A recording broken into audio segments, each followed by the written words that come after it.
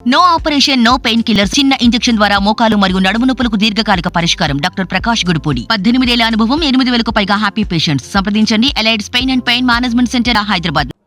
ఆ విధంగానే ఇక్కడ కూడా మహిళా అభ్యర్థులను బరిలోకి దించడం జరిగింది.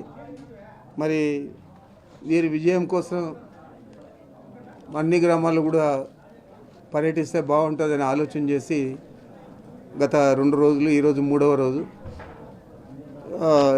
మనం అన్ని గ్రామాలు కూడా పర్యటిస్తూ ఉన్నాం.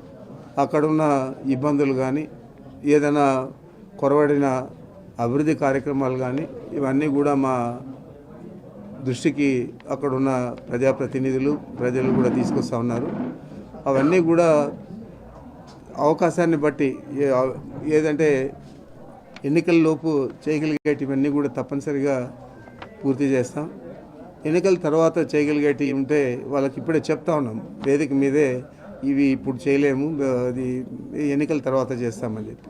కాబట్టి చెప్పిన మాట ప్రకారం అన్నీ కూడా పూర్తి చేసి ఈ ఎన్నికల బరిలో మేము నిలిచేదే కాకుండా ఈరోజు మీరు చూస్తూ ఉన్నారు, రాష్ట్ర వ్యాప్తంగా జగన్మోహన్ రెడ్డి గారు మా పార్టీ నాయకులకు, కార్యకర్తలకు ఒక భరోసా ఇచ్చాడు. ఎవరింటికి ముందు కన్నా వెళ్ళి మా పార్టీకి ఓటేయండి అని అడిగితే ఎందుకే వెళ్ళాలని చెప్పే పరిస్థితి ఈ రాష్ట్రంలో ఎక్కడ కూడా ఉండదు. ఏం చేతంటే వారు కులం చూడలేదు, మతం చూడలేదు, పార్టీలు చూడలేదు, మా పార్టీకి ఓటేసారా లేదా, రేపు వేస్తారా లేదా అని కూడా చూడడం లేదు. కేవలం పేదరికాన్నే చూసి పేదలందరికీ సమన్యాయం చేయాలని చెప్పి అన్ని కార్యక్రమాలు కూడా ఈ 5 సంవత్సరాలు మేము అమలు చేశాం. అందరూ కూడా సంతోషంగా ఉన్నారు. అందరికీ కూడా న్యాయం జరిగింది.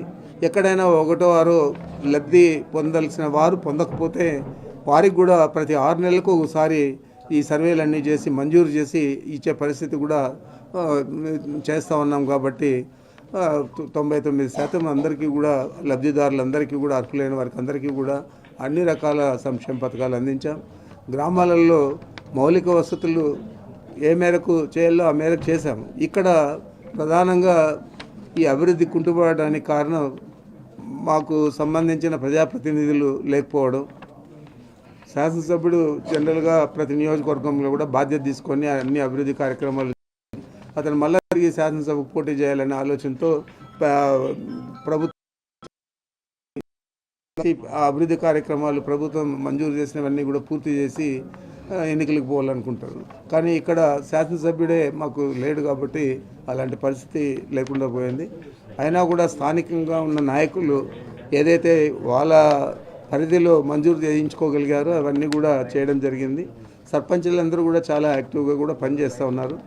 మరి ప్రజాప్రతినిధులు కూడా గతంలో పోలిస్తే గతం కంటే ఎక్కువగా మండల అధ్యక్షులు కానీ, జడ్పీటీసీలు కానీ, సర్పంచులు కానీ, ఎంపీటీసీలు కానీ ఎక్కువగా మన ఈ నియోజకవర్గంలో గెలవడం జరిగింది.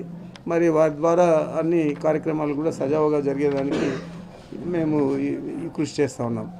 మరి ఈరోజు చూస్తే రాజకీయంగా చూస్తే ఇక్కడ 2 సార్లు శాసనసభ్యుడిగా బాలకృష్ణ గారు ఎన్నికయ్యారు. వారు చాలా అత్యంత సన్నిహితులు చంద్రబాబు నాయుడు గారికి. మరి వారు ఇక్కడ శాసనసభ్యుడైతే తెలుగుదేశం పార్టీ అధికారంలోకి వస్తే ఇక్కడ చాలా అభివృద్ధి కార్యక్రమాలన్నీ కూడా చేయగలుగుతాడు, చాలా ఇండస్ట్రీస్ అన్నీ తీసుకొస్తాడు. ఈరోజు కొద్దిగా గొప్ప అభివృద్ధి కార్యక్రమాలు కానీ, సంక్షేమ పథకాలు మరీ ముఖ్యంగా ఎన్నడూ లేని విధంగా స్వతంత్రం వచ్చేప్పటి నుంచి ఇప్పుడు దాకా ఏ పల్లెకు కూడా అంత పెద్ద ఎత్తున చేరిన విధంగా ఈరోజు ఈ మానేపల్లి తీసుకుంటే కూడా ఇక్కడ చిన్న పంచాయతీ, ఇక్కడ కూడా దాదాపు 18,90,00,000 ఇక్కడ సంక్షేమ పథకాల కోసం ప్రభుత్వం ఖర్చు చేయడం జరిగింది.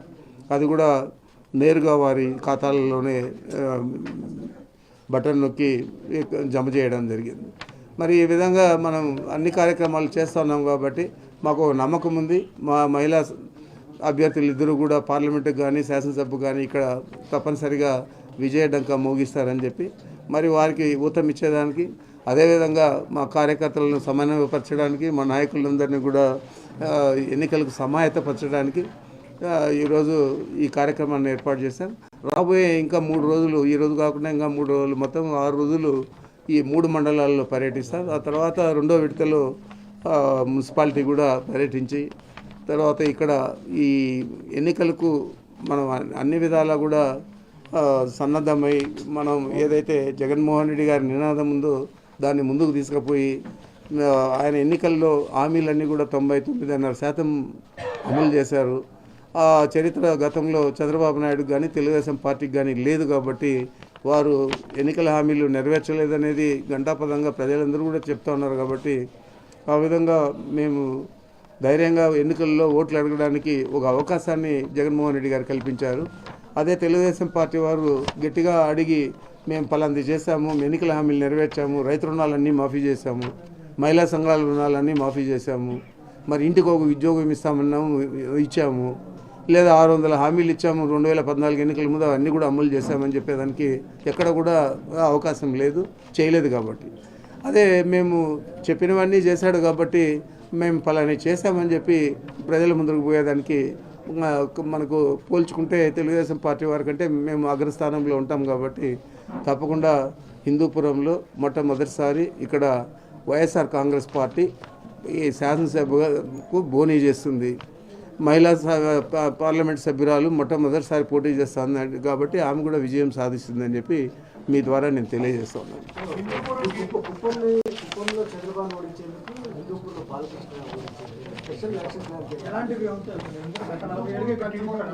నాకేమీ స్పెషల్ వ్యూహం లేదు. కాకపోతే మేము రాష్ట్రం అంతా ఒకే యూనిట్గా చూస్తాం. కుప్పమా లేకపోతే హిందూపూరా ఇంకోటి అన్ని చోట్ల గెలవాలని ప్రయత్నం చేస్తాము.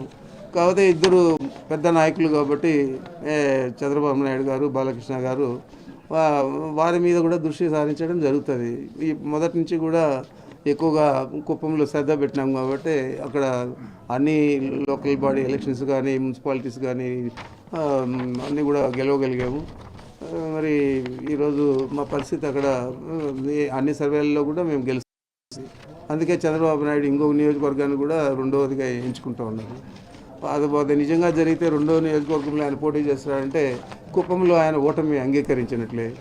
అదేవిధంగా హిందూపూర్లో కూడా తప్పనిసరిగా ఎందుకు 40 సంవత్సరాలు గెలవలేకపోయాము, మరి ఏం తప్పు జరిగింది, ఇది బేరీజ్ చేసుకొని ఇక్కడ కూడా ధీటుగా ఎన్నికల్లో మనం పోటీ చేయాలా, గెలవాలనే తాపత్రయంతో పనిచేస్తూ ఉన్నాం తప్ప ఇవాళ ప్రత్యేక అజెండాలు ఏం లేవు.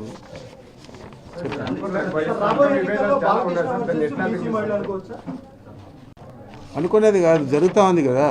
బాలకృష్ణ గారు పోటీ చేస్తూ ఉన్నారు తెలుగుదేశానికి, బీసీ మహిళ వైఎస్ఆర్ కాంగ్రెస్ పార్టీ తరఫున పోటీ చేస్తూ ఉంది.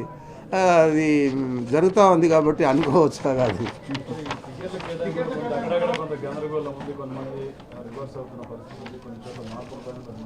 మరి నేను ఒప్పుకుంటాను అవన్నీ కూడా అధిగమిస్తాము. సర్వసాధారణంగా ఈ ఒక అధికార పార్టీ, అందులో జగన్మోహన్ రెడ్డి గారు లాంటి నాయకుడు ఉండే పార్టీలో ప్రతి ఒక్కరికి కూడా ఆశ ఉంటుంది, మనం కూడా ఊరికే అట్లా పోటీ చేస్తేనే గెలిచిపోతామని చెప్పి. కాబట్టి ఎక్కువ ఆ పరిస్థితులు ఉంటాయి కాబట్టి అవన్నీ కూడా అధిగమిస్తాం. అదేమి పెద్ద సర్వసాధారణమైనది. కాకపోతే చంద్రబాబు నాయుడిని నేను మీ ద్వారా అడుగుతున్నాను, నీకు అభ్యర్థులు ఎక్కడ ఉన్నారు చెప్పు. మా దగ్గర నుంచి తీసుకోవాల్సింది తప్పితే నీకు అభ్యర్థులు ఎక్కడన్నా ఉన్నారా?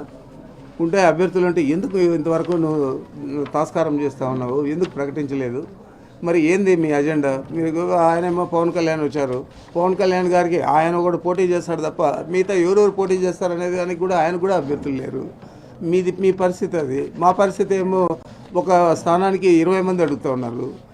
ఇది ఎప్పుడైనా కూడా గెలుస్తుంది లేదా ప్రజానాయకుడి మీద నమ్మకం ఉంది జగన్మోహన్ రెడ్డి గారి మీద. ఆయన అయితే కన్నా చెప్పిన మాట కాపాడుతాడు కాబట్టి ప్రజలందరూ ఆయన నమ్ముతారు కాబట్టి మనము ఆయన పార్టీలో పోటీ చేయాలని తాపత్రయం ప్రతి ఒక్కరికి ఉంటుంది. మరి ఈ తేడాతో సర్వసాధారణంగా కొద్దిగా ఇవి గందరగోళం అనేది మీరు చెప్పినట్లు ఏర్పడవచ్చు. అవన్నీ అధిగమిస్తాం, అదేం పెద్ద సమస్య కాదు.